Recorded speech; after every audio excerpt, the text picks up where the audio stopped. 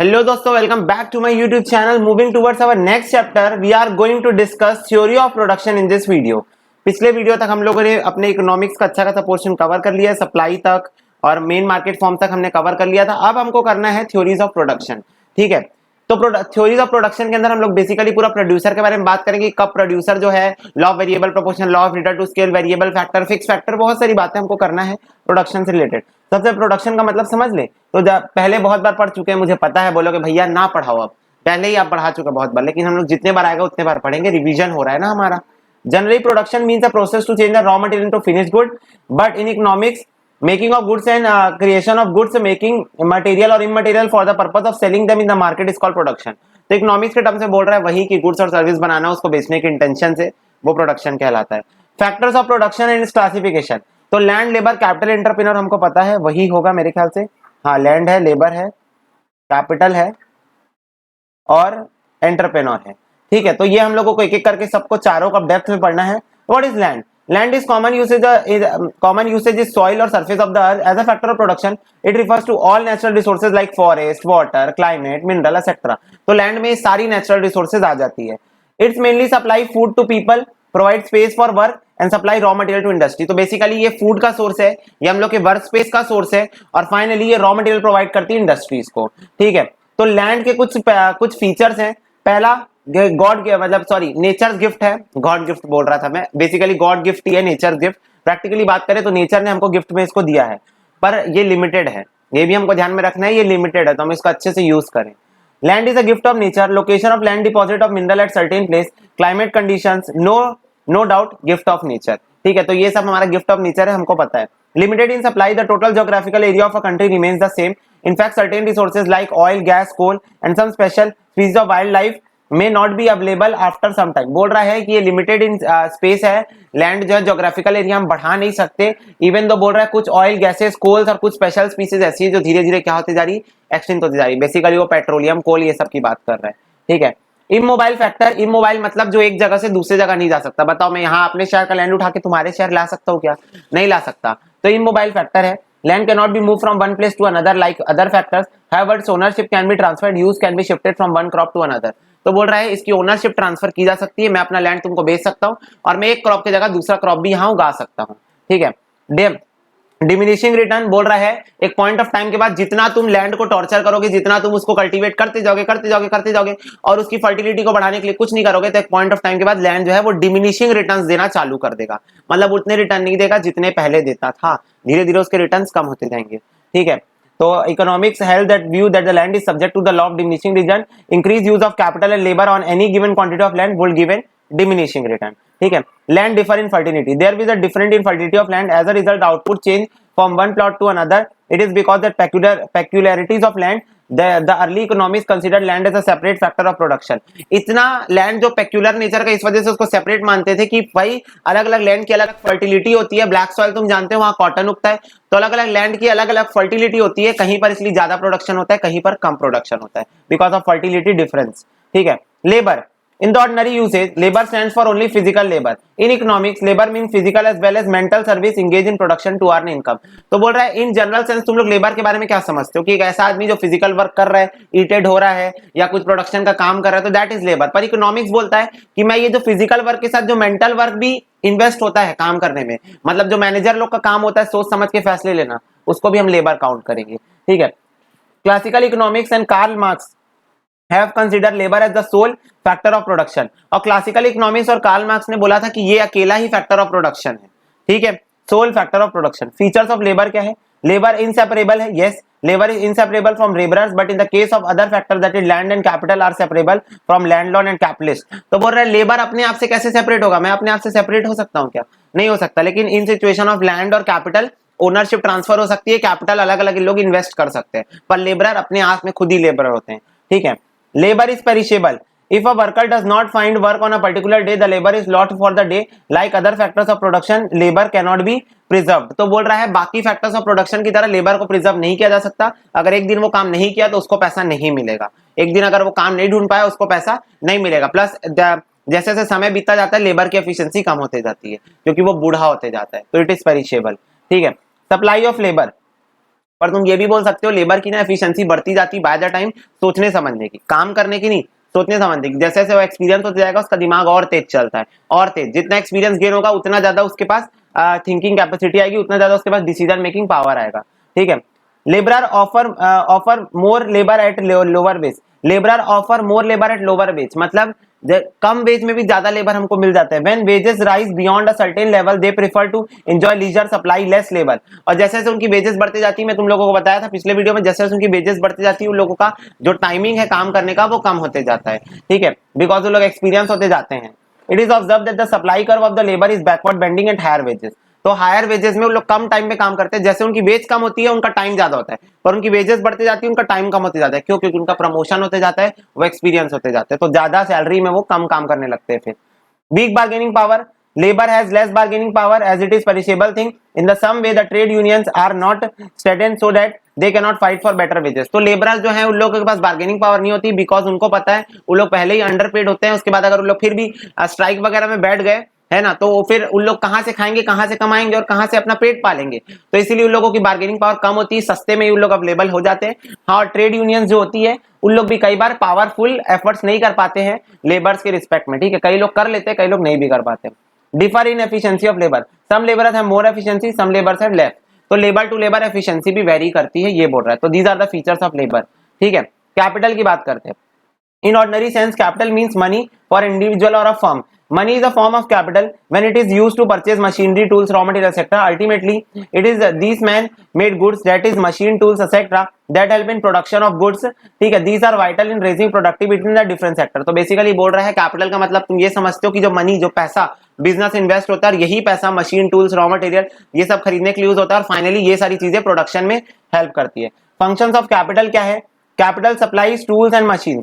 Capital जो है वो टूल्स एंड मशीन सप्लाई करता है। ऑफ कोर्स कैपिटल से हम टूल्स मशीन्स वगैरह खरीदते हैं, जो कि लेबरर्स को हेल्प करता है एफिशिएंटली काम करने में और ज्यादा से ज्यादा आउटपुट को प्रोड्यूस करने में। ठीक है, a labourer backed by better tools and machine will be more efficient. बोल रहा है बेटर टूल्स एंड मशीन से बैक्ड लेबर बहुत ज्यादा एफिशिएंट होता है। Improve productivity at labourers, capital improve per capital productivity of labour, this in turn increase the overall production. तो बोल रहा है कैपिटल अच्छा हो तो लेबर की एफिशिएंसी बढ़ती है और इससे ओवरऑल प्रोडक्शन बढ़ता है। Capital supply raw material, capital जो है रॉ मटेरियल सप्लाई करता है कंटिन्यूअस बेसिस में, जब जब प्रोडक्शन में लगता है तब तब वो रॉ मटेरियल प्रोवाइड करता है, उसको हम लोग वर्किंग कैपिटल बोलते हैं। ठीक है, अकाउंटिंग की भाषा में वर्किंग कैपिटल बोलते हैं, इको में नहीं बोलते। Generate more employment, additional tool and machine generate more employment to people however in modern production. भाई ऐसा नहीं है, देखो ये बोल रहा है कि एडिशनल टूल्स और मशीन मतलब जितनी टूल होगी, जितनी मशीन होगी, उतने लेबर को मैं एंगेज कर सकता हूँ काम में, पर ऐसा नहीं है। आज के टाइम में क्या होता है, मॉडर्न टाइम की बात करूं तो भाई मशीन ज्यादा है तो लेबर कम लगते हैं। एक लेबर लगेगा, मशीन ऑन करो, प्रोडक्शन हो रहा है, वो वही लेबर लगेगा, मशीन बंद कर दो, बात खत्म। ठीक है, लेबर जो है, labour replacing machine, reduce employment opportunity.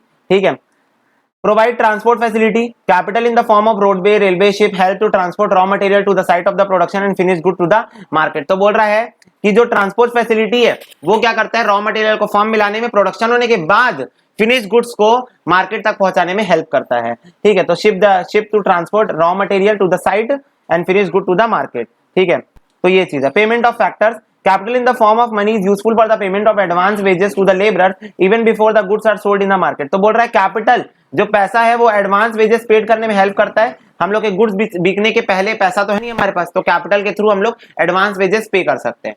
ठीक है, तो पेमेंट ऑफ फैक्टर्स में भी हेल्प करता है कैपिटल, यानी कि पैसा जो इन्वेस्टमेंट किए हैं बिजनेस में वो पैसा। लास्ट आता है एंटरप्रेन्योर।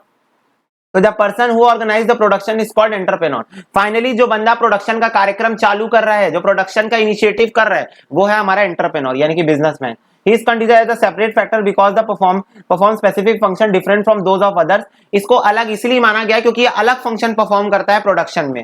ठीक है, nowadays entrepreneur is not considered as separate factor but as a special type of human laborer। ठीक है, आज के टाइम में एंटरप्रेन्योर को, मॉडर्न के टाइम में एंटरप्रेन्योर को सेपरेट फैक्टर नहीं माना जाता, इवन इसको एक टाइप का एफिशिएंट अलग तरीके का लेबर ही माना जाता है। ठीक है, whenever the ownership and management are one, the same entrepreneur has to perform certain specific function। और बोल रहा है ओनरशिप और मैनेजमेंट जब सेम हो, मतलब 1 पर्सन कंपनी, सीधी सीधी बात बोलूं तो 1 पर्सन कंपनी हो, वहां पर एंटरप्रेन्योर को सर्टेन स्पेशल फंक्शन परफॉर्म करने पड़ते हैं। फंक्शंस ऑफ एंटरप्रेन्योर क्या है? पहला, एंटरप्रेन्योर इनिशिएट द बिजनेस। तो एंटरप्रेन्योर ही बिजनेस को स्टार्ट करता है और मोबिलाइज करता है सारे फैक्टर्स को। ठीक है, मतलब बचे हुए 3, ठीक है, all the primary work to start the business will be undertaken by him. तो बिजनेस जितना भी स्टार्ट होने का कार्यक्रम है वो एंटरप्रेन्योर ही करता है। डिसीजन मेकिंग करता है, major decision like kind of good to be produce, size, quantity, quality, marketing etcetera, वही डिसीजन मेकिंग करता है क्योंकि वो मालिक है। ठीक है, choosing the technology, suitable technology, combining factors in right proportion to maximum output, minimum cost, other functions of organisation. तो ऑर्गेनाइजेशन के सारे फंक्शन, आउटपुट इनपुट का रिलेशनशिप, कितने कम इनपुट में ज्यादा आउटपुट प्रोडक्शन करना है, टेक्नोलॉजी क्या यूज होगी, सब एंटरप्रेन्योर ही डिसाइड करता है। ठीक है, innovation, he must be dynamic to introduce new method, technique और प्रोडक्ट। भाई एंटरप्रेन्योर को इतना एक्टिव होना चाहिए कि वो चेंजिंग बिजनेस एनवायरनमेंट के अकॉर्डिंग डायनामिक जो भी नए मेथड्स टेक्निक्स है उन लोगों का इंट्रोडक्शन करे ऑर्गेनाइजेशन के अंदर। और पे the reward of factors, as an entrepreneur he has to pay the reward to the other factor, he has to bear the responsibility either for profit or loss।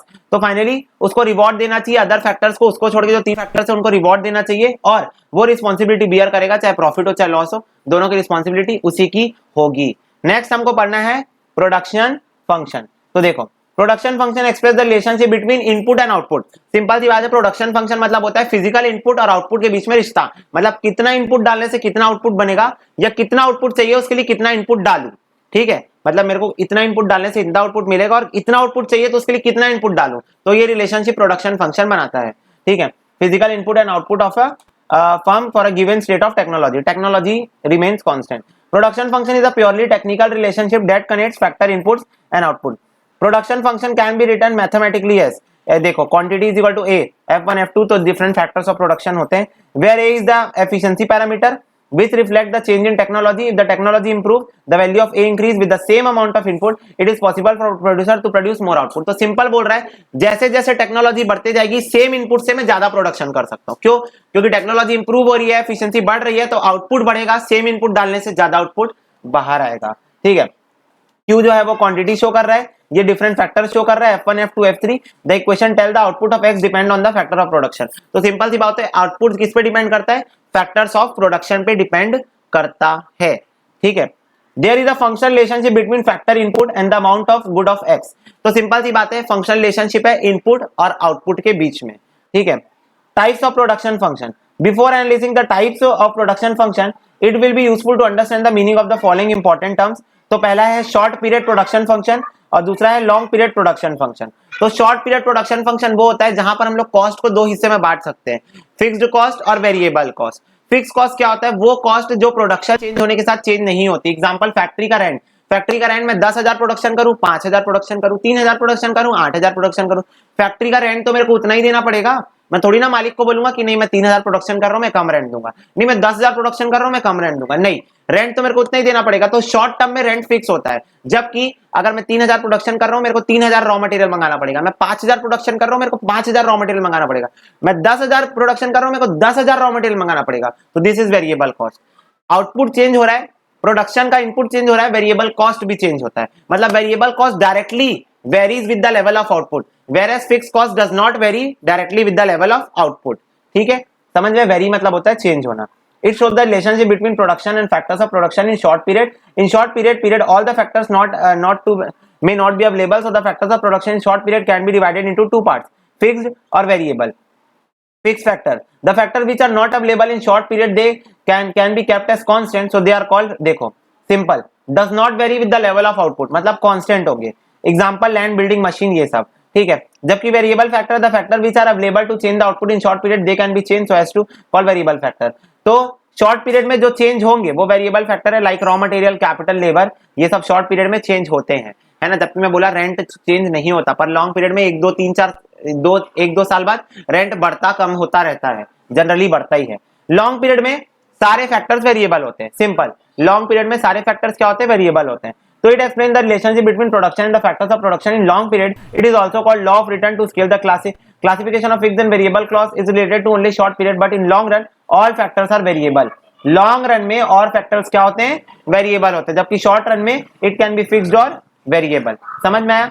तो हम लोगों को 2 लॉ पढ़ना है, लॉ ऑफ वेरिएबल प्रोपोर्शन और law of return to scale. ठीक है, तो एक एक करके हमको दोनों को पढ़ना है। अब तो पहला है लॉ ऑफ वेरिएबल प्रोपोर्शन। तो देखो, it explains the relationship between input and output in the short period। According to this law, output can be changed by changing some factors जो कि वेरिएबल होंगे। मतलब वो बोल रहा है इस लॉ के अकॉर्डिंग सिर्फ वेरिएबल फैक्टर को बढ़ाने से आउटपुट बढ़ेगा और सिर्फ वेरिएबल फैक्टर को कम करने से आउटपुट कम होगा। फिक्स फैक्टर का इसमें कोई रोल प्ले नहीं है, ठीक है। While other factors are constant so it is called law of variable proportion. इसी वजह से इसका नाम लॉ ऑफ वेरिएबल प्रोपोर्शन है, क्योंकि यहां सिर्फ वेरिएबल फैक्टर चेंज होने से आउटपुट भी चेंज हो जाता है, ठीक है। This law was developed by Alfred Marshall, ठीक है। An increase in the amount of labor and capital applied in the cultivation of land causing in a general less than proportionate increase in the amount of output raised unless it is happen to coincide with the improvement in the art of agriculture। अच्छा, martial ने definition दी थी, बहुत technical definition थी जो कि agriculture से उन्होंने relate करके दी थी। नहीं भी पढ़ोगे तो चलेगा, अल्टीमेटली वही बोला जा रहा है पूरे डेफिनेशन में।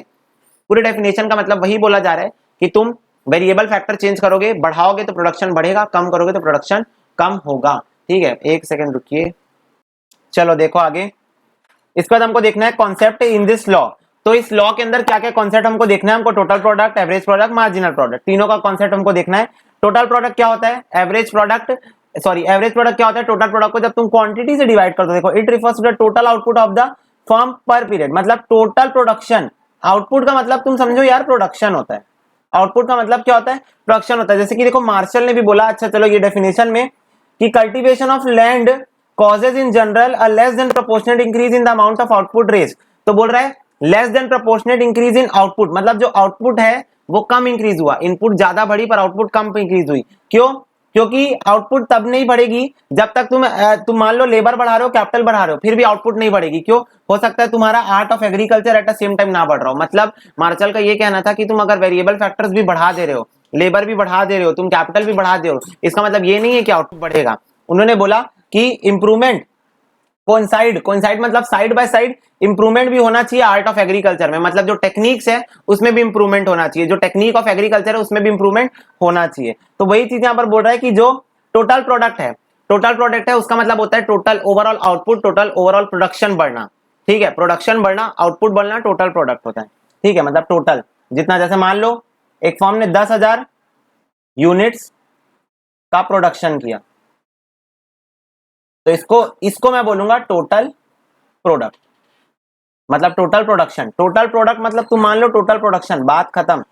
एवरेज प्रोडक्ट क्या होता है, average product is the total product per unit of variable cost, ठीक है, variable input. 10 average product is total product divided by number of units of variable factor. तो सिंपल, मैं तुम लोगों को पहले भी बोला, टोटल प्रोडक्ट को तुम नंबर ऑफ यूनिट से डिवाइड कर दो तो एवरेज प्रोडक्ट आ जाएगा, बात खत्म, ठीक है। तो देखो average product is equal to quantity upon L, where quantity is total product and L is quantity of labour. तो देखो average product is equal to total product divide by Q, ऐसे लिख लो इसको, total product divided by Q, TP है ये, TP divided by Q, ठीक है। तो ऐसे तुम लोग लिख लो, शॉर्ट में लगे। तुम्हारी बुक में फॉर्मूले नहीं पता क्यों इतने टेक्निकल तरीके से लिख के देते हैं, जबकि इट्स कंपैरेटिवली इजी।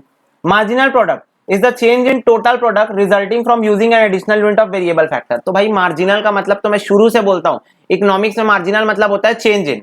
मार्जिनल का मतलब क्या होता है, चेंज इन। तो क्या बोल रहा है, change in total product when one more unit variable factor is introduce. मतलब जब एक और वेरिएबल फैक्टर इंट्रोड्यूस करोगे, वेरिएबल फैक्टर क्या होता है भैया, रॉ मटेरियल मान लो, तो एक और रॉ मटेरियल जब इंट्रोड्यूस करोगे तो जो प्रोडक्शन बढ़ेगा उसको क्या बोलते हैं, मार्जिनल प्रोडक्ट। जब प्रोडक्शन बढ़ेगा, एक और वेरिएबल फैक्टर डाले, प्रोडक्शन बढ़ा, तो दैट इज मार्जिनल प्रोडक्ट, ठीक है। तो marginal product delta Q upon delta L बोला है, जहां पर D is the rate of change. तो अगेन इट इज टेक्निकल, तो marginal product is equal to change in total product upon change in quantity कर सकते हो, change in total product upon change in quantity, ठीक है। If the total amount of the output obtained by the firm or producer by the employment of the total units of the factor of production when the marginal productivities of labor added then the total productivity can be obtained। तो वही बोल रहा है total productivity निकालना है तो marginal product को सबको ऐड कर दो, तो submission of marginal product is total product. Total product is equal to submission of marginal product. Marginal product का टोटल कर दो तो टोटल प्रोडक्ट आ जाएगा। देखो एवरेज प्रोडक्ट का यहाँ फॉर्मूला दिया है, total product divided by L. Marginal product का फॉर्मूला दिया है डेल्टा टोटल, अब वो यहाँ दिया है, जो फॉर्मूला में तुम लोग को ऊपर बता दिया वो वहां दिया है, ठीक है। अब भैया तुम लोग सोचोगे भैया यहाँ एल एल क्यों लिख रहा है, एल एल क्यों लिख रहा है, तो जब वो लेबर को मान रहा है वेरिएबल फैक्टर, मैं रॉ मटेरियल को मान रहा हूँ, ये लेबर को मान रहा है, मैं रॉ मटेरियल को मान रहा हूँ। जब मैं रॉ मटेरियल को मानूंगा तब मैं क्यू से डिवाइड करूंगा, चेंज इन क्यू से, चेंज इन क्यू से डिवाइड करूंगा और यहाँ क्यू से डिवाइड करूंगा। कब? जब मैं रॉ मटेरियल को मानूंगा वेरिएबल फैक्टर। तो इट्स नॉट डिफरेंट। अपनी क्लास 11 की बुक खोल के देखो माइक्रो इकोनॉमिक्स की, तुम लोग 12th नहीं, तुम्हारी 11th की बुक में होगा, 11th की माइक्रो इकोनॉमिक्स की बुक खोल के देखो, वहां तुमको क्यू दिखेगा। क्यों क्यों दिखेगा? क्योंकि उस टाइम पे वो रॉ मटेरियल एज्यूम किया है, यहाँ पर वो लेबर एज्यूम कर रहा है वेरिएबल फैक्टर को। दोनों सही है, कोई दिक्कत नहीं है। देखो एक्सप्लेनेशन ऑफ द लॉ, तो बोल रहा है Marshall explain this law with an example. ठीक है, तो देखो यहाँ पर मैं तुम लोग को डायरेक्ट डायग्राम से समझाता हूँ कि यहाँ फेज 1 में देखो टोटल प्रोडक्ट इंक्रीज हो रहा रहता है at an increasing rate, then at decreasing rate और फाइनली एट नेगेटिव रेट। जब मार्जिनल प्रोडक्ट पहले इंक्रीज होता है, फिर डिक्रीज होना चालू होता है, फिर एक पॉइंट ऑफ टाइम के बाद वो नेगेटिव हो जाता है। ठीक है, तो देखो वो कैसे होता है। देखो यूनिट्स ऑफ लेबर, उसने लेबर को माना है 1 2 3 5 6 7 8। अब यहाँ टोटल प्रोडक्ट देखो 10 22 36 48 55 60 60 56। तो वो पहले बढ़ रहा था, फिर वो कांस्टेंट हो गया और फिर वो कम होना चालू हो गया। ठीक है, एवरेज प्रोडक्ट इसको इसे डिवाइड करते जाओ, 10 divided by 1, 22 divided by 2, 36 divide by 3, 48 divide by 4, 55 divide by 5, 60 divide by 6, ऐसे करते जाओ एवरेज प्रोडक्ट आ जाएगा। और मार्जिनल प्रोडक्ट कैसे आता है? बाजू वाले को ऊपर वाले से माइनस करने से। तो पहला तो 10 ही आ जाएगा, दूसरा आएगा 22 माइनस 10, तीसरा आएगा 36 माइनस 22, चौथा आएगा 48 माइनस 36, पांचवा आएगा 55 माइनस 48। ऐसे करते करते तुम मार्जिनल प्रोडक्ट निकाल सकते हो। मतलब तुम ऐसे लिख सकते हो marginal product n is equal to total product n minus total product n minus 1। ये भी एक फॉर्मूला तुम लिख सकते हो कि बाजू वाले को ऊपर वाले से माइनस करो तो भी मार्जिनल प्रोडक्ट आ जाता है। ठीक है, जब तुम बाजू वाले को ऊपर वाले से माइनस करोगे। ठीक है, तो देखो मेन पॉइंट यहां कंसीडर करने वाले ये है कि पहले टोटल प्रोडक्ट इंक्रीजिंग रेट में बढ़ता है, देन एट डिक्रीजिंग रेट बढ़ता है और देन एट नेगेटिव रेट। ठीक है, तो वो चीज है। In the first stage TP, AP and MP goes on increases, but at the end of the first stage MP start decline. The first stage was end when the MP is equal to AP. तो बोल रहा है पहला stage तब खत्म होगा जब MP AP के इक्वल हो जाएगा, और पहले स्टेज में इंक्रीजिंग हो रहे थे तीनों भी। दूसरे स्टेज में TP goes on increases but increasing with an diminishing rate। बोला ना TP इंक्रीज होगा बट डिक्रीजिंग रेट में। क्यों? क्योंकि MP डिक्रीज होना चालू हो गया। MP डिक्रीज होना चालू हो गया इसलिए इंक्रीज तो होगा बट डिमिनिशिंग रेट में। ठीक है, AP goes on diminishing, MP goes on diminishing at the end of second stage. The TP reach the maximum. When the TP is maximum, MP is 0. और बोल रहा है जब TP अपने मैक्सिमम पॉइंट में पहुंचेगा जब MP 0 हो जाएगा। तो जब MP 0 होगा TP अपने मैक्सिमम में होगा, और जब MP नेगेटिव हो जाएगा तब TP स्टार्टेड डिमिनिशिंग, तब टोटल प्रोडक्ट डिमिनिश होना चालू हो जाएगा जब MP नेगेटिव हो जाएगा। तो देखो in the third stage TP and AP goes on diminishing, but for the MP become negative, so as the MP curve cross the x-axis, MP curve intersect the AP curve when the AP is maximum. AP जब maximum होगा तब MP curve उससे intersect करेगा। MP curve कब intersect करेगा? जब AP curve maximum होगा। ठीक है, तो ये चीज ध्यान रखना, MCQ बेस्ड आ सकते हैं। ठीक है, law of variable proportion is also called law of diminishing marginal returns. और अच्छा ठीक है, चलो ये नाम भी तुम लोग याद कर लेना, law of diminishing marginal returns. The law is not only applicable to agriculture sector but also applicable to industrial sector, service sector। तो एग्रीकल्चर सेक्टर में सिर्फ नहीं, जैसे तुम लोग मार्शल का डेफिनेशन पढ़े तो सिर्फ वो एग्रीकल्चर सेक्टर में नहीं, वो अदर इंडस्ट्रियल और सर्विस सेक्टर में भी लग सकता है। डिमिनिशिंग रिटर्न का रीजन क्या है? All units of variable factor are not homogeneous. बोल रहा है सारे वेरिएबल फैक्टर होमोजीनियस नहीं है। क्यों? बोला ना लेबर एफिशिएंट भी होते हैं और इनएफिशिएंट भी होते हैं। तो हमको पता है all factors of production are not homogeneous, तो इसी वजह से एक दिक्कत है। दूसरा है इम्परफेक्ट सब्स्टिट्यूशन। इम्परफेक्ट सब्स्टिट्यूशन मतलब आपस में दोनों का जो कोऑर्डिनेशन होता है, जो रिलेशन बैठता है, जो रेशियो बनता है, वो परफेक्ट नहीं होता। और तीसरा द कॉम्बिनेशंस बिकम रॉन्ग, और जो कॉम्बिनेशन हम लोग बनाते हैं मे बी वो रॉन्ग हो जाए। लेबर या कैपिटल का जो कॉम्बिनेशन बनाते हैं, मशीन लेबर का कॉम्बिनेशन बनाते हैं, वो गलत हो जाए।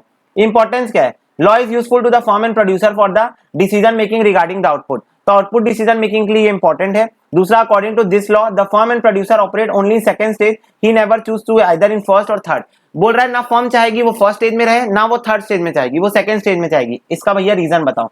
रीजन बहुत सिंपल सा है, क्योंकि फर्स्ट स्टेज में दोनों इंक्रीज कर रहे थे, तो इसका मतलब फर्म जैसे जैसे प्रोडक्शन बढ़ा रही थी आउटपुट भी बढ़ रहा था, जैसे जैसे इनपुट बढ़ा रही थी आउटपुट भी बढ़ रहा था। तो भाई कोई भी प्रोड्यूसर चाहेगा ना कि उसका आउटपुट बढ़े, तो इनपुट बढ़ रहा है तो वो आउटपुट भी बढ़ाता रहेगा। और थर्ड स्टेज में वो इनपुट बढ़ा रही थी तो आउटपुट कम हो रहा था, तो कोई प्रोड्यूसर नहीं चाहेगा कि वो अपना इनपुट बढ़ाए, अपना खर्चा बढ़ाए, उससे आउटपुट कम हो। तो ना वो फर्स्ट स्टेज में रहना चाहेगी क्योंकि फर्स्ट स्टेज में उसको डेवलपमेंट का स्कोप दिख रहा है, और ना वो थर्ड स्टेज में रहना चाहेगी क्योंकि थर्ड स्टेज में उसका डिक्लाइन हो रहा है। वो बीच में रहना चाहेगी जहां वो ऑप्टिमम कॉम्बिनेशन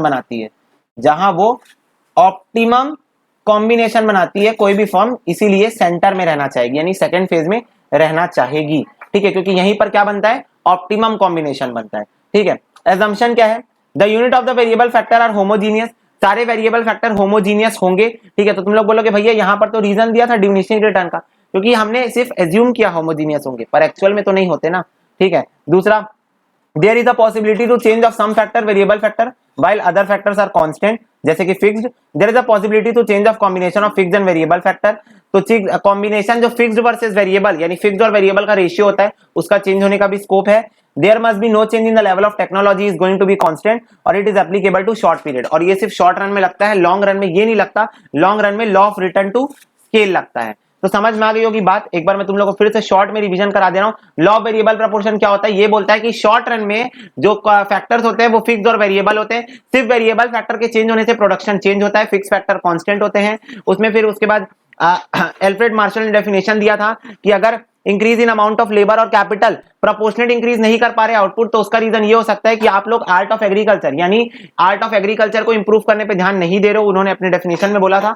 तो तुम सोच लियोगे कि सिर्फ एग्रीकल्चर पे ही एप्लीकेबल है, पर ऐसा नहीं है. ये इंडस्ट्रियल सेक्टर में भी एप्लीकेबल होता है. इस कॉन्सेप्ट के अंदर हमने 3 तरीके से पढ़ा है. एक होता है टोटल प्रोडक्ट, एक होता है एवरेज प्रोडक्ट, एक होता है मार्जिनल प्रोडक्ट. टोटल प्रोडक्ट मतलब टोटल प्रोडक्शन, एवरेज प्रोडक्ट मतलब total product divided by quantity और लेबर. जो तुम एज्यूम कर रहे हो क्वांटिटी यानी रॉ मटेरियल एज्यूम कर रहे हो तो क्यू से डिवाइड करोगे, लेबर एज्यूम कर रहे हो तो एल से डिवाइड करोगे. मार्जिनल प्रोडक्ट क्या होता है, increase in output when one more unit is introduce. एक और यूनिट, एक और लेबर लाने से कितना आउटपुट बढ़ा, एक और रॉ मटेरियल डालने से कितना आउटपुट बढ़ा, दैट इज मार्जिनल प्रोडक्ट. ठीक है. फिर उसके बाद हमने डायग्राम देखा जिसके अंदर हमने 3 फेज देखे कि पहले टोटल प्रोडक्ट इंक्रीजिंग रेट में बढ़ता है, फिर वो डिमिनिशिंग रेट में बढ़ता है और फाइनली वो नेगेटिव रेट से डिक्रीज होना चालू हो जाता है. हमने ये पढ़ा टोटल प्रोडक्ट जब मैक्सिमम होता है तो मार्जिनल प्रोडक्ट 0 होता है. हमने ये पढ़ा कि एक प्रोड्यूसर हमेशा सेकंड फेज में रहना चाहेगा. क्यों? क्योंकि वो जब उसको बढ़ने का स्कोप दिख रहा है वो बढ़ते रहेगा, जब उसको घटने का स्कोप दिख रहा है वहां नहीं जाना चाहेगा, तो इसलिए वो बीच में रहना चाहेगा. क्योंकि बीच में है तो वो ऑप्टिमम कॉम्बिनेशन बनाता है. ठीक है. और उसके बाद मेन पॉइंट्स हमने जो पढ़े वो भी पढ़े. हमने रीजंस पढ़े डिमिनिशिंग रिटर्न के, हमने इंपॉर्टेंट पॉइंट्स और हमने एजम्पशंस पढ़े. अब हमको पढ़ना है law of return to scale. तो law of return to scale क्या होता है? Law of return to scale बोलता है कि लॉन्ग टर्म में सारे फैक्टर्स वेरिएबल होते हैं तो सारे फैक्टर चेंज होंगे. सारे फैक्टर चेंज होंगे. सारे फैक्टर को वेरिएबल मान लो, सारे फैक्टर लॉन्ग रन में चेंज होने वाले हैं. ठीक है. तो इसके अंदर भी हम लोगों को 3 चीजें पढ़नी है. Increasing return to scale, constant return to scale, diminishing return to scale. Increasing return to scale मतलब होता है कि जब तुम इनपुट 100% से बढ़ाओगे तो आउटपुट कुछ तो भी 100% ज्यादा से बढ़ेगा. एग्जांपल, अगर तुम इनपुट 100% बढ़ा रहे हो और आउटपुट 150% से बढ़ रहा है तो ये हुआ इंक्रीजिंग रिटर्न टू स्केल.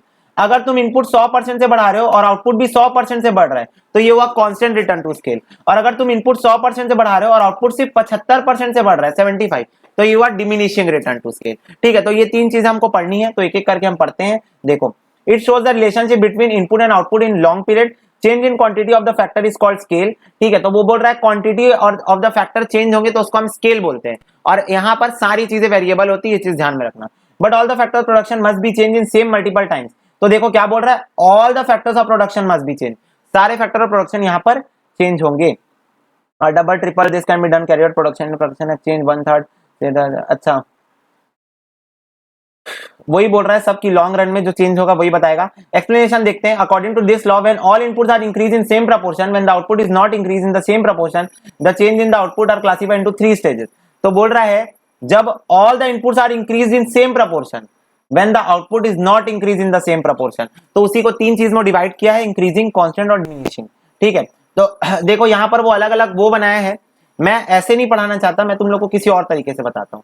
जैसे मान लो मैं 1 लेबर नहीं 1 लेबर और 2 कैपिटल यूज कर रहा था. 1 लेबर और 2 कैपिटल, या फिर इसका डबल कर देता हूं, 2 लेबर और 4 कैपिटल यूज कर रहा था. तो मान लो और फिर इसका डबल कर देता हूं, 4 लेबर और 8 कैपिटल यूज कर रहा था. तो देखो मैंने इनपुट पहले वाला, तो उसके पहले तो कुछ था ही नहीं, पहले वाला दूसरे वाला 100% मैंने इनपुट बढ़ाया. यहां लिख लो इनपुट, यहां लिख लो आउटपुट.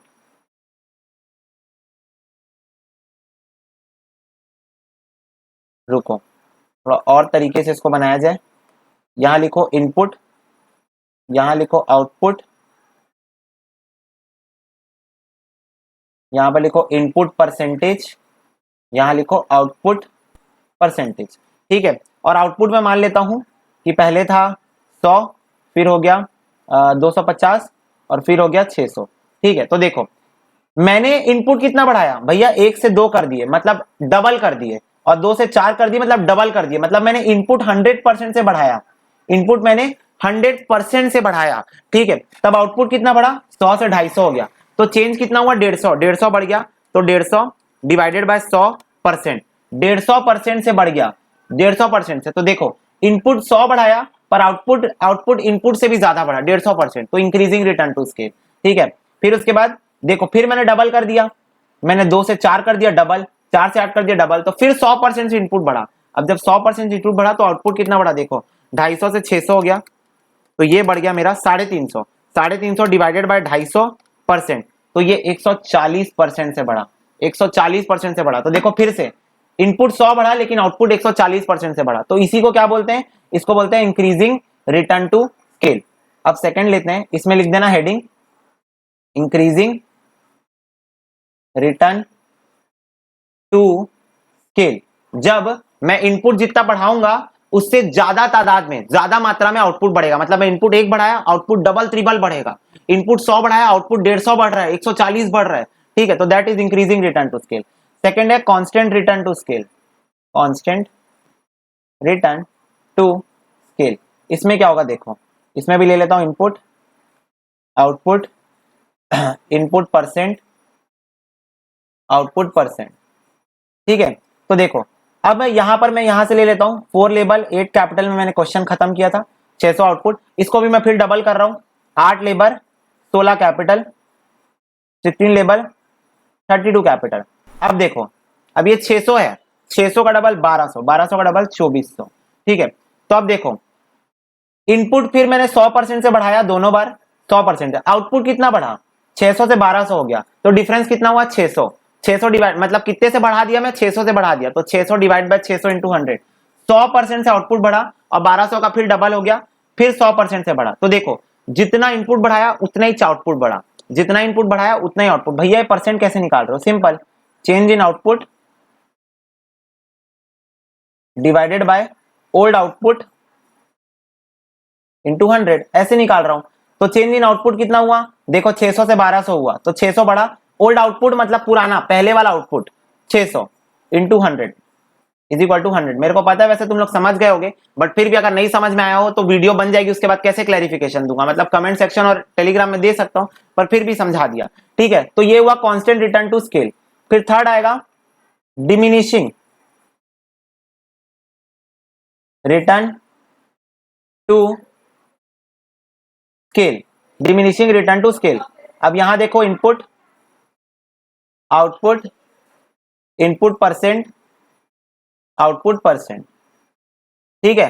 तो इनपुट में वहीं से लेता हूं जहां छोड़ा था, 16L प्लस 32K और ये 2400 में है, तो देखो 16 टू जा 32 प्लस 64K हो जाएगा, ये 64K plus 128K, sorry L, मैं K लिख दिया क्या, L ही लिखा हूं, हाँ, लेबर कैपिटल का कॉम्बिनेशन।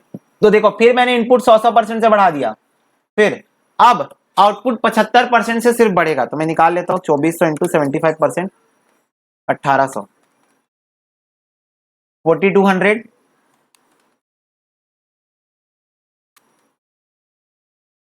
7350।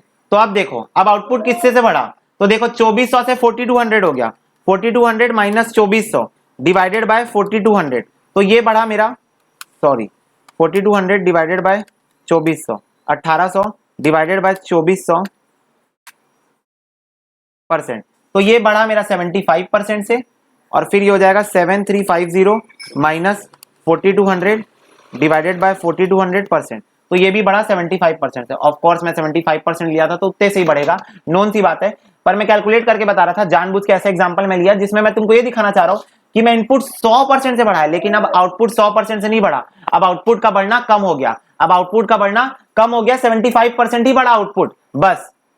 तो ऐसे मैं कंक्लूड करूंगा यहां पर अपनी discussion regarding law of return to scale, कि इंक्रीजिंग रिटर्न टू स्केल क्या होता है, मैं फिर से बता रहा हूं शॉर्ट में, जब इनपुट 100 से बढ़ा रहे हो पर आउटपुट 100 से ज्यादा बढ़ेगा। कांस्टेंट रिटर्न टू स्केल क्या होता है, जब इनपुट भी 100 से बढ़ा रहे हो आउटपुट भी 100 से बढ़ेगा। और डिमिनिशिंग रिटर्न टू स्केल क्या होता है, जब इनपुट 100 से बढ़ा रहे हो पर आउटपुट सिर्फ और 100 से कम, यानी 75 80 90 कितना भी हो पर 100 से कम होगा, से बढ़ेगा, तो डिमिनिशिंग रिटर्न टू स्केल। तो these are the 3 stages of law of return to scale. तो ये देखो इसका डायग्राम तुम लोग देख लो, ये देखो पहले इंक्रीजिंग था, फिर कांस्टेंट हुआ, फिर डिमिनिशिंग हो गया। पहले इंक्रीजिंग रिटर्न टू स्केल, फिर कांस्टेंट रिटर्न टू स्केल, फिर डिमिनिशिंग रिटर्न टू स्केल। देखो यहाँ पर तुम लोगों को एक्सप्लेनेशन दी है, तो increasing return to scale proportional increase in output is more than proportional increase in input. ठीक है, इसके कॉजेस क्या है? स्पेशलाइजेशन और डिवीजन ऑफ लेबर। तो देखो इंडिविजुअल फैक्टर, डिमिनिशिंग इकोनॉमिक्स और वॉल्यूम डिस्काउंट। तो देखो एक एक करके मैं तुमको सब समझा देता हूं। तो देखो एक बात बताओ, जब शुरू शुरू में प्रोडक्शन चालू किया, मैं डिवीजन ऑफ लेबर का खास ध्यान रखूंगा, प्लस जैसे जैसे मैं लेबर इंक्रीज करते जाऊंगा मेरी प्रोडक्शन भी इंक्रीज होते जाएगी, क्योंकि मेरे पास प्रोडक्शन कैपेसिटी है। एक मशीन में मेरे को 10 बंदे चाहिए, मान लो मैंने 2 बंदे लगाया, उन लोग 200 प्रोड्यूस कर रहे थे, 3 लगाया 300 हो गए, 4 लगाया 400 हो गए, 5 लगाया 500 हो गए। ऐसे जैसे जैसे बढ़ाते जाऊंगा तो प्रोडक्शन भी बढ़ते जाएगी। तो पहला पॉइंट वही बोल रहा है, specialisation and division of work, मतलब लेबर जो है वो एफिशिएंटली काम करेंगे पहले फेज में, जैसे जैसे लेबर बढ़ाते जाऊंगा प्रोडक्शन भी बढ़ते जाएगी। Individual factors of production individual होते हैं, लाइक मशीन, लैंड, ये सब इंडिविजुअल फैक्टर्स होते हैं, तो इनको हम डिवाइड नहीं करेंगे, सेग्रीगेट होकर कोऑर्डिनेशन के साथ काम होगा। इकोनॉमीज ऑफ स्केल अचीव होगा, वही बोल रहा है। डायमेंशनल इकोनॉमिक्स, मतलब इकोनॉमिक जो है डाइवर्सिफाइड माहौल में ज्यादा इफेक्टिवली काम करता है डाइवर्सिफिकेशन से। प्लस वॉल्यूम डिस्काउंट का मतलब यहां पर ये बोलना चाह रहा है कि इकोनॉमिक्स ऑफ स्केल को हम मेंटेन करेंगे। इकोनॉमिक्स ऑफ स्केल मतलब होता है प्रोडक्शन बढ़ाने से पर यूनिट कॉस्ट कम होती है, पर यूनिट कॉस्ट ऑफ प्रोडक्शन कम हो जाती है। इसका एग्जांपल मैं किसी क्लास में लिया था, मेरे को याद नहीं आ रहा है, पर मैं फिर से बता देता हूं। मान लो फैक्ट्री का रेंट 10,000 है और मैं 10,000 यूनिट बना रहा हूं, तो पर यूनिट रेंट कितना लगा? 1 रुपए। मान लो फैक्ट्री का रेंट 10,000 है और मैं प्रोडक्शन बढ़ा के 1 लाख कर दिया, तो पर यूनिट रेंट कितना लगा? 0.1 रुपीज। तो वही चीज बोल रहा हूं कि अगर प्रोडक्शन बढ़ाऊंगा तो पर यूनिट कॉस्ट कम हो जाएगा। प्रोडक्शन बढ़ाने से इकोनॉमीज ऑफ स्केल अचीव होती है, पर यूनिट कॉस्ट जो है वो कम हो जाता है। ठीक है, फिर उसके बाद बोल रहा है कांस्टेंट रिटर्न टू स्केल। तो देखो constant return to scale, if the proportionate increase in the output, proportionate increase in the input are the same, it is said to be constant return to scale. It means when we double the input, the output will always be double. There is no cause of constant return, it is just indicator for ending of the increasing return and commencement of division. तो बोल रहा है कोई indicator नहीं है, बस ये बताता है कि यहां से इंक्रीजिंग रिटर्न ऑफ स्केल बंद हो रहा है और डिमिनिशिंग रिटर्न टू स्केल चालू होने वाला है। इंक्रीजिंग बंद हो रहा है, डिमिनिशिंग। सिंपल सी बात बोलूं तो ये ऑप्टिमम कॉम्बिनेशन बताता है। ऑप्टिमम कॉम्बिनेशन मतलब मेरे को मशीन में 10 बंदे चाहिए थे, 10 बंदे पहुंच गए हैं, वो मेरे को क्या बताएगा? कांस्टेंट रिटर्न टू स्केल बताएगा। मतलब सिंपल सी बात है कि अगर मैं 11वां वर्कर 11वां लेबर इंप्लॉय किया तो उससे मेरा प्रोडक्शन अब नहीं बढ़ेगा, इवन अब मेरा खर्चा बढ़ जाएगा। फालतू में 10 ही बंदे चाहिए थे, 11वें बंदे की भी सैलरी देनी पड़ेगी ना। तो ये मेरे को इंडिकेटर है कि अब मेरे को प्रोडक्शन के लिए और लोगों की जरूरत नहीं है, बस हो गया, यहां पर रोक दो, लोगों को अब इंप्लॉय मत करो, 10 इज सफिशिएंट। तो that is constant return to scale. ठीक है, diminishing return to scale, the proportionate change in output is less than proportionate change in input. Diminishing return it means when we double the input there is less than double the input मतलब input double करूंगा तो उससे कुछ कम ही output बढ़ेगा। ठीक है, causes क्या है? मैनेजमेंट में प्रॉब्लम आनी चालू हो जाएगी, केओस होना चालू हो जाएगा ऑर्गेनाइजेशन के अंदर। ह्यूमन फैक्टर्स लिमिट कर जाएंगे, मतलब ह्यूमन फैक्टर ज्यादा हो जाएंगे और जो बाकी फैक्टर है मतलब दोनों के बीच का जो रेशियो है वो गड़बड़ा जाएगा। मतलब मेरे को 2 लेबर चाहिए पर मेरे को 4-5 लेबर हो जाएंगे, जहां मेरे को सिर्फ 2 चाहिए थे वहां 3-4 हो जाएंगे। ठीक है, lack of cooperation and coordination, इस वजह से कॉपरेशन और कोऑर्डिनेशन की प्रॉब्लम अराइज होगी। ठीक है, और rise of the price of input, और इस वजह से पर यूनिट कॉस्ट बढ़ जाएगा। क्यों? क्योंकि जहां मेरे को 10 लोग चाहिए थे मैं 11, 12, 13 लोगों को सैलरी दे रहा हूं, तो अल्टीमेटली मेरा कॉस्ट जो है वो बढ़ना चालू हो जाएगा। तो वही डिमिनिशिंग है। तो कोई भी प्रोड्यूसर चाहेगा कि वो कांस्टेंट रिटर्न टू स्केल में ऑपरेट करे। क्यों? क्योंकि ये जो है ऑप्टिमम कॉम्बिनेशन शो करता है। ठीक है, समझ में आ गई बात? अब देखो next, difference between return to variable factor and return to scale.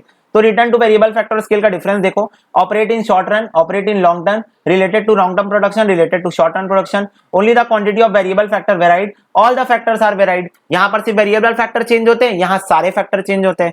ठीक है, there is a change in the factor proportionate, suppose 1 acre land 1 labour is employed, then the land labor ratio is 1:1. Now if we add the one more unit of labor on 1 acre land, then the land and labor ratio become 1:2. तो बोल रहा है यहाँ पर ratio देखा जाता है capital और लेबर का, कि जैसे पहले 1 लेबर था और एक लेकर रेंट था तो 1:1 रेशियो था, पर अगर मैं लेबर को बढ़ा दूं, 1 लेबर बढ़ा दूं तो 1:2 हो जाएगा। There is no change in factor ratio, यहाँ पर रेशियो का कोई लेना नहीं क्योंकि सब वेरिएबल है। ठीक है, for instance if a firm is employing 1 unit of labor and 2 unit of capital, then the labor capital ratio is 1:2. Now if the firm increase its scale of operation and employed 2 units of labor and 4 units of capital, the labor ratio still become 1:2. तो वही चीज भाई, अगर इसको बढ़ाना है तो इसको भी बढ़ाना ही पड़ेगा, क्योंकि सारे फैक्टर वेरिएबल है, तो ये बढ़ेगा तो ये भी बढ़ाना पड़ेगा। मतलब 2 लेबर और ला रहे हो तो एक मशीन और लानी पड़ेगी, 2 लेबर और ला रहे हो एक मशीन और लेके आओ खरीद के, क्योंकि फिर 2 लेबर लाने कोई फायदा ही नहीं होगा। या एक मशीन और आ रहे हो तो 2 लेबर और आएंगे, समझे, क्योंकि 2 लेबर लगते हैं उस मशीन को चलाने में, ठीक है। No change in the scale of production because here all the factor inputs are not change. तो स्केल ऑफ प्रोडक्शन में कोई चेंज नहीं होगा क्योंकि सारे फैक्टर इनपुट चेंज नहीं होते, पर यहां पर स्केल ऑफ प्रोडक्शन में चेंज होगा बिकॉज सारे फैक्टर चेंज होते हैं सेम प्रपोर्शन में, सारे फैक्टर चेंज होते हैं सेम प्रपोर्शन में। तो इसके साथ हमारा ये वाला चैप्टर भी समाप्त हो गया है। इस पर हमको कॉस्ट पढ़ना है, इस चैप्टर में कोई एमसीक्यू वगैरह नहीं है, सिर्फ एक क्वेश्चन है, तो एक क्वेश्चन तुम सॉल्व कर लेना, और कोई डाउट होगा मेरे से तो पूछ सकते हो कमेंट सेक्शन में और टेलीग्राम चैनल ज्वाइन करके। अगले वीडियो में मिलते हैं, तब तक के लिए बाय बाय।